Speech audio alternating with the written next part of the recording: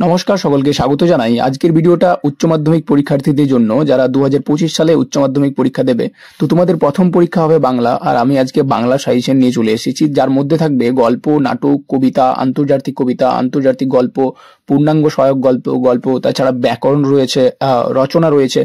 এই সমস্ত কিছু এই ভিডিওর মাধ্যমে আলোচিত হবে। উত্তর বলে দেবো কোথায় থেকে পাওয়া যাবে। তো ভিডিওটা শেষ অবধি দেখো, আর ভালো লাগলে লাইক, কমেন্ট, সাবস্ক্রাইব করতে ভুলো না। চলো ভিডিওটা দেখো। ফাইনাল পরীক্ষায় তোমাদের যেরকম কোয়েশ্চেন থাকবে, সাজেশনটা কিন্তু ওইভাবেই তৈরি করা, পরপর রয়েছে। তো গল্প থেকে আমরা প্রথমে দেখে নেবো কি কি রয়েছে। কে বাঁচে, মানিক বন্দ্যোপাধ্যায়ের লেখা।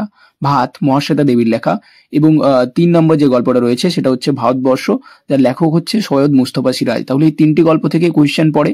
আমরা চেষ্টা করব প্রতি বছর পরে 2 থেকে 1টি করে কোয়েশ্চেন। তো আমরা চেষ্টা করব 3টারই কভার করার, কারণ আমরা জানি তো না যে কোনটা থেকে পড়বে কোনটা থেকে পড়বে না। তাহলে এই ব্যাপারটা আমরা দেখে নেব। তো আমরা রিস্ক নেব না, আমরা 3টি গল্প থেকে ইম্পর্টেন্ট কোয়েশ্চেন গুলো করে নেব। তো প্রথমে আমরা দেখবো কে বাঁচে থেকে মানিক বন্দ্যোপাধ্যায়ের লেখা।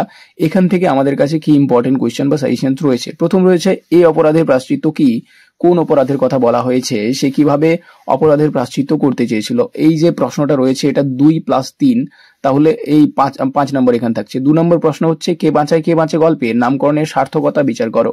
তাহলে এই দুটো কোয়েশ্চেন থাকছে, কে বাঁচে থাকে। 3 নম্বর কোয়েশ্চেন হচ্ছে, এভাবে দেশের লোককে বাঁচানো যায় না, কে এবং কেন কিভাবে দেশের লোককে বাঁচাতে চাই। তাহলে এই 3টি গল্প কে বাঁচে থেকে। এরপরে আমরা চলে যাব সোজা ভাত গল্পে। ভাত গল্প থেকেও একইভাবে, ভাত গল্প কার লেখা? মহাশ্বেতা দেবী, এটা দরকার পড়বে। ভাত গল্প থেকে যে সাজেশনটা রয়েছে সেটা হচ্ছে, দাঁতগুলো বের করে সে কামটের মতো হিংস্র ভঙ্গি করে। কার সম্পর্কে কথা বলা হয়েছে? উদ্দেশ্য ব্যক্তিটি কোন পরিস্থিতিতে এমন হয়ে উঠেছিল তা ভাত গল্প অবলম্বনে লেখো।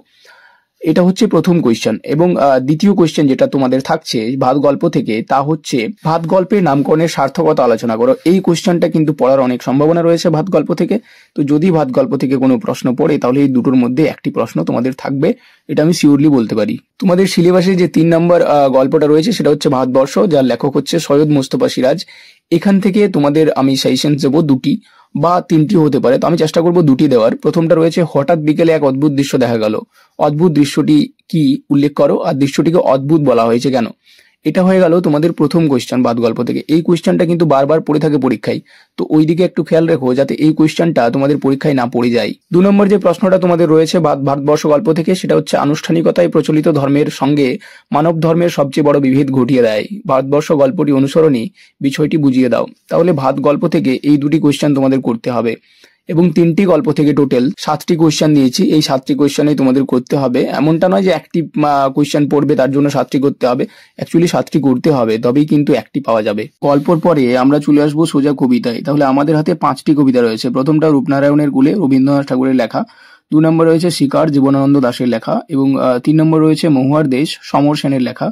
4 নম্বর কবিতা রয়েছে আমি দেখি, শক্তি চট্টোপাধ্যায়ের লেখা। এবং 5 নম্বর কবিতা রয়েছে কর্ণলতা জননীর পাশে, মৃদুল দাশগুপ্তের লেখা। তাহলে এই 5টি কবিতা আমাদের হাতে রয়েছে। এখান থেকে একটি কোয়েশ্চেন করবে।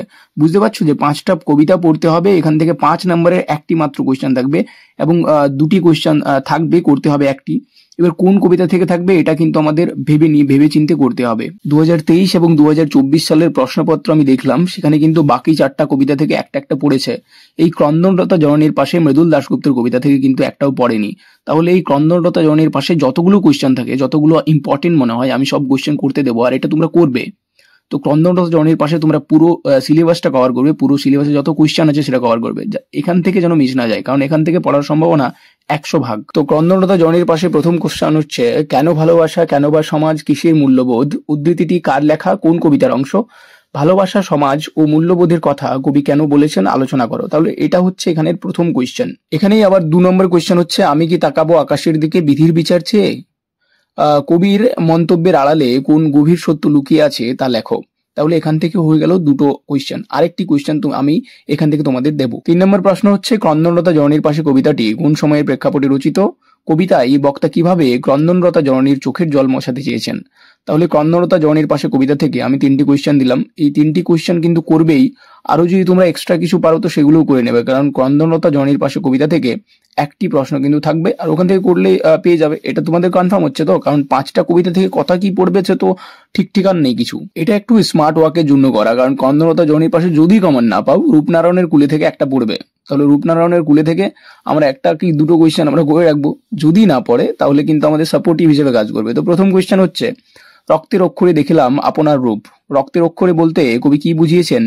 কবির দেখার স্বরূপ উদ্ঘাটন করো। এখান থেকে আবার 2 নম্বর প্রশ্ন হচ্ছে, জানিলাম এই জগৎ স্বপ্ন নয়, কবি কেন এই কথা বলেছেন? এই কবিতায় কবি যে আত্মদর্শনের কথা বলেছেন তা লেখো। তাহলে রূপনারায়ণের কুলে থেকে আমাদের 2টো কবিতা করে রাখলাম, ক্রন্দনতা জননীর পাশে কবিতা থেকে আমরা 3টে কোয়েশ্চেন করে রাখলাম। তাহলে 5টা কোয়েশ্চেনে একটা পাওয়া সম্ভব বটে, তাই তো?